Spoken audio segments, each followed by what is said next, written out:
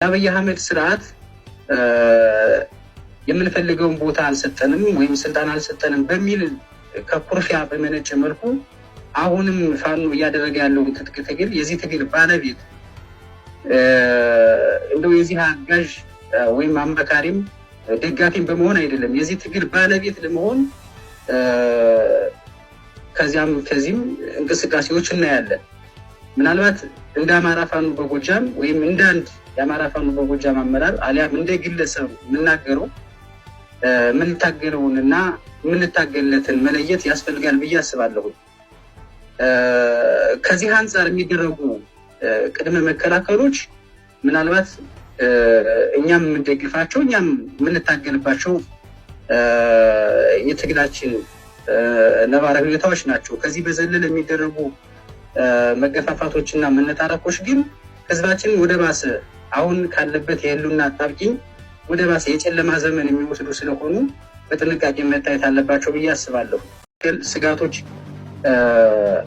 ይነሳሉ። ምናልባት ስጋቶች አሉ። ድርጅቱ አመራሩ ትምህርቱ ስላላለቀ ብዙ የሚፈትኑ ነገሮች ወደ መጨረሻውም አካባቢ ምናልባት ከዚህም በበለጠ ሌላ አጣብቂ ውስጥ ሊከቱ የሚችሉ ነገሮች አሉ።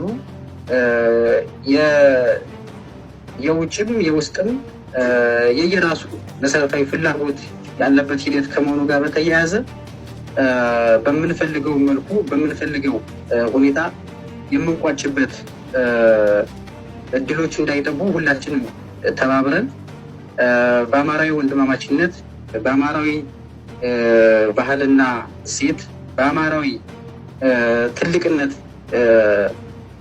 በጋራ ተሳስበን የምንሰራበት ሂደት ካልተገኘ አንዳንድ ስጋቶች የመሪ ምደባው ላይ ሊፈጠሩ የሚችሉ ስጋቶች በእኛም በኩል አሉ።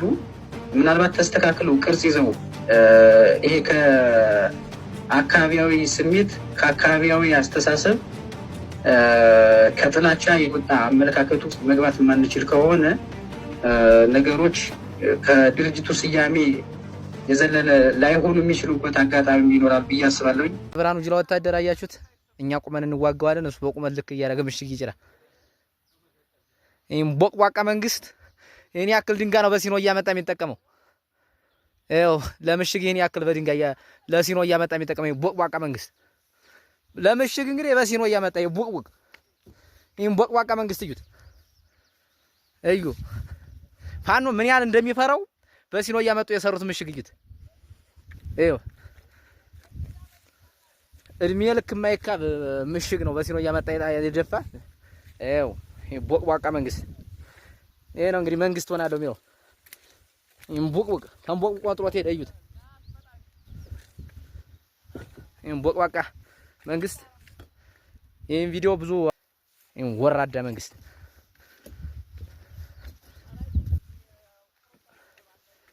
ገበሬ እንጀራ እየመዘበረ እያመጣየው ሰባ ጥራ ሳይቀር እየቀማ እያመጣ ነው ሲበላይ ነበር የገበሬ።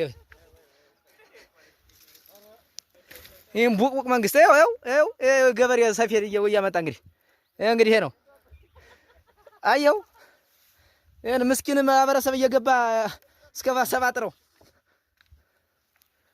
አየህ። በሲኖ ወደ 6 ሲኖ ነው የተጠቀመው።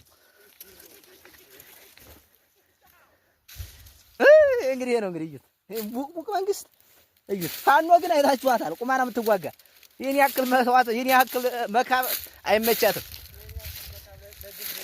ይሄን ያክል መካብ ለግንበኛ ነው። እኛ የምናውቀው በግንበኛ ነው። ይሄ አመራር ይሆናል የሚተኛበት። ይሄ የአመራር መኝታ ተብሎ ነው።